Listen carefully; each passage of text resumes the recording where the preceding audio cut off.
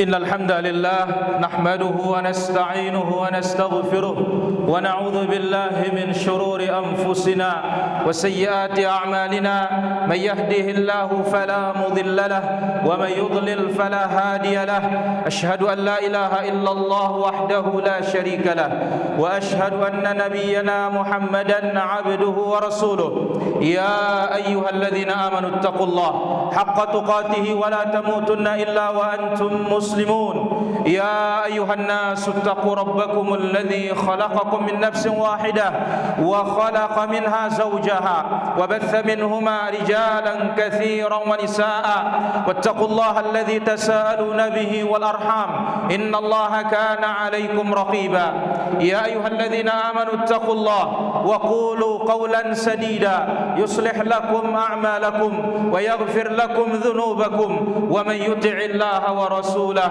فقد فاز فوزا عظيما. أما بعد فإن أحسن الكلام كلام الله وخير الهدى هدى المصطفى محمد صلى الله عليه وسلم وشر الأمور محدثاتها وكل محدثة بدعة وكل بدعة ضلالة وكل ضلالة في النار.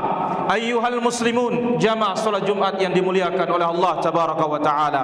Pada hari yang mulia ini kita dikumpulkan oleh Allah Subhanahu wa taala untuk bersimpuh menghambakan diri kepadanya, kembali kepadanya, mengingatkan kita hari yang kelak kita dikumpulkan semua di padang mahsyar bertemu dengan Rabbul Alamin tabaraka wa taala, akan mempertanggungjawabkan amalan kita masing-masing. Jikalau baik yang kita perbuat di dunia, maka baik pula yang akan kita terima di akhirat. Tetapi sebaliknya, jikalau buruk yang kita perbuat di dunia, fa nasallallahu as-salamata wal afiyah, buruk pula yang akan kita terima. Maka dunia ini kesempatan kita untuk berbekal, untuk mempersiapkan diri bertemu dengan Allah Subhanahu wa taala, dan sebaik-baik bekal sebagaimana firman Allah, wa tazawwadu fa inna khairaz zadi taqwa. Berbekallah kalian, sesungguhnya ketakwaan adalah sebaik-baik bekal. Kemudian di hari yang mulia ini kita perbanyak salawat dan salam bagi Rasul yang mulia, Nabi kita Nabi Muhammad sallallahu alaihi wa ala alihi wa sahbihi ajma'in. Hadirin yang dirahmati Allah Subhanahu wa taala, sesungguhnya kemuliaan seorang mukmin bukan pada nasabnya, bukan pula pada hartanya, bukan pula pada status sosialnya, tetapi kemuliaannya ketika dia menuntut ilmu agama, ketika dia memegang ilmu Islam, ketika dia menguasai ilmu Islam. Dan itu tanda Allah Subhanahu wa taala menghendakinya baik. Sebagaimana dalam hadis Muawiyah radhiyallahu anhu, Rasulullah sallallahu alaihi wasallam bersabda dalam hadisnya yang muttafaqun alaih, man yuridillahu bihi khaira yufaqihu fid din. Barang siapa yang dikehendaki baik oleh Allah azza wa jalla, maka Allah Subhanahu wa taala akan pahamkan dia urusan agama. Pemahaman akan urusan agama ini tidak akan bisa didapatkan kecuali dengan belajar, kecuali dengan menuntut ilmu.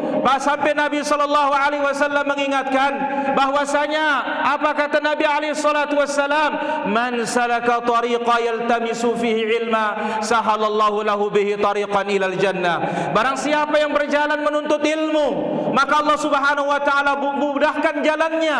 Allah Subhanahu wa taala mudahkan jalannya masuk ke dalam surga Allah Subhanahu wa taala. Wa man batta'a bihi 'amaluhu lam yusri' bihi nasabu. Siapa yang lambat masuk surga karena amal ibadahnya kurang, maka nasabnya tidak bisa mempercepat dia masuk surga. Ada satu kisah yang menarik di sini menunjukkan bahwasanya kemuliaan dan ketinggian seorang mukmin ketika dia memiliki ilmu Islam, ketika dia menguasai ilmu agama, ketika dia punya modal pemahaman agama yang benar. Sebagaimana telah diriwayatkan di dalam hadis yang diriwayatkan oleh Imam Muslim di dalam sahihnya, bahwasanya Amir ibn Wathilah rahimahullahu taala laqiya Abdullah ibn Abdul Harith. Dia menemui Abdullah ibn Abdul Harith radhiyallahu anhu arda atau rahimahullahu taala, bahwasanya Nafi' ibn Abdul Harith laqiya Umar bi Usfan.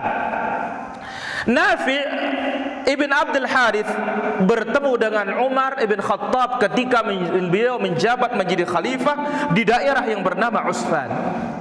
Faqala, Nafi' ini menjadi gubernur Mekah saat itu, dan dia ditanya, oleh Umar radhiyallahu anhu, man ista'malta ala ahli wadi, siapa yang kamu tempatkan menjadi wakilmu di Makkah? Qala Ibnu Abza, ya Amirul Mukminin, yang aku letakkan di Makkah adalah Ibnu Abza. Qala waman Ibnu Abza, siapa Ibnu Abza tersebut? Qala maulan min mawalina, hamba dari hamba-hamba sahaya kami. Qala, Umar berkata dengan penuh keheranan, atastakhlif atau istakhlafta maulan, apakah engkau mengangkat seorang hamba sahaya? Karena kita tahu dalam ajaran Islam, budak tidak berhak menjadi pemimpin, apalagi akan mencalonkan menjadi pemimpin, dicalonkan jadi pemimpin. Budak tidak boleh dalam Islam. Qala, Nafi' berkata, ya Amirul Mukminin, innahu kana qari'an li kitabillah, ini orang alim Al-Quran, wa aliman bil faraid, dia tahu tentang kewajiban-kewajiban Islam, alim. Qala, beliau berkata, ama inni sami'tu nabiyyakum sallallahu alaihi wasallam yaqul, ketahuilah, aku telah mendengar nabi kalian sallallahu alaihi wasallam telah bersabda, innallaha yarfa'u bihadzal kitabi aqwaman wa yadh'u bihi akharin, sesungguhnya Allah Subhanahu wa taala mengangkat dengan kitabul Quran, dengan Al-Quranul Karim, mengangkat suatu kaum, meninggikan suatu kaum, dan menjatuhkan dengan satu kaum dengan Al-Quranul Karim. Ketika orang memahami kitab Allah Azza wa Jalla, menghafal kitab Allah Azza wa Jalla, mengamalkan kitab Allah Azza wa Jalla, Allah angkat dia dunia dan akhirat. Tetapi sebaliknya, ketika seorang menyia-nyiakan Al-Quran, meninggalkan Al-Quran, ingkar kepada Al-Quran, maka Allah Subhanahu wa taala jatuhkan dia meskipun dia memiliki nasab yang paling tinggi. Aqulu qauli hadza wa astaghfirullah li wa lakum wa lisairil muslimina min kulli dhanbin fastaghfiruhu innahu huwal ghafurur rahim.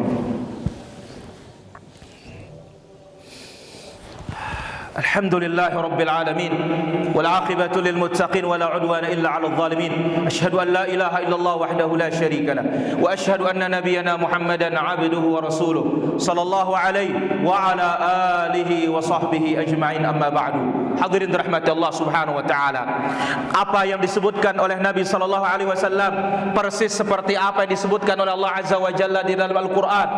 Apa kata Allah dalam suratul Mujadalah atul Mujadilah? Yarfa'illahu alladhina amanu minkum walladhina utul ilma darajat. Allah Azza wa Jalla mengangkat orang-orang yang beriman di antara kalian, demikian juga orang-orang yang berilmu beberapa darajat. Ibnu Abbas radhiyallahu anhu mengatakan, Allah Subhanahu wa taala mengangkat derajatnya orang yang berilmu agama di atas derajatnya keumuman orang-orang beriman. Bayangkan seorang hamba sahaya, dia sebagai harta, dia sebagai budak, dia sebagai pekerja, bagaimana dia diangkat oleh orang-orang berilmu disebabkan karena keilmuannya, bukan karena nasabnya. Nasab dia punya apa? Dia seorang hamba sahaya, bukan dia memiliki harta yang banyak. Apa hartanya? Dia sendiri menjadi harta, bukan karena itu dan ini, tetapi Allah Azza wa Jalla angkat dia karena Islam. Maka Islam yang mengangkat derajat manusia, bukan nasab, bukan juga pekerjaan, bukan juga status sosial, bukan juga harta, tetapi apa? Agama yang mulia ini. Mudah-mudahan Allah Azza wa Jalla memberikan kita pemahaman tentang agama ini, memberikan kita semangat untuk mempelajarinya. Sedikit tidak pasti kita akan mendapatkan kemuliaannya. Allahumma ighfir lil muslimina wal muslimat wal mu'minina wal mu'minat al ahya'i minhum wal amwat innaka sami'un qaribun mujibud da'wat wa yaqdil hajat. Rabbana zalamna anfusana wa illam taghfir lana wa tarhamna lanakunanna minal khasirin. Allahumma aminna fi awtanina wa aslih Allahumma ulata umurina. Allahumma arzuqhumul bitanata as-salihata tu'inuhum 'alal khair ya akramal akramin wa ya ajwadal ajwadin. Allahumma faqihna fi dinina, Allahumma faqihna fi dinina, Allahumma faqihna fi dinina wa 'allimna at-ta'wil ya rabbal alamin. Allahumma man aradana wa arada da'watana wa arada manhajana wa arada masajidana bisu'in fa ashghilhu bi nafsihim waj'al kaydahum fi nahrihim waj'al tadbirahum tadmirahum ya akramal akramin wa ya ajwadal ajwadin. Rabbana atina fid dunya hasanah wa fil akhirati hasanah wa qina adzaban nar. Wa sallallahu ala nabiyyina Muhammad wa ala alihi alihi wa sahbihi ajma'in. Walhamdulillahi rabbil alamin.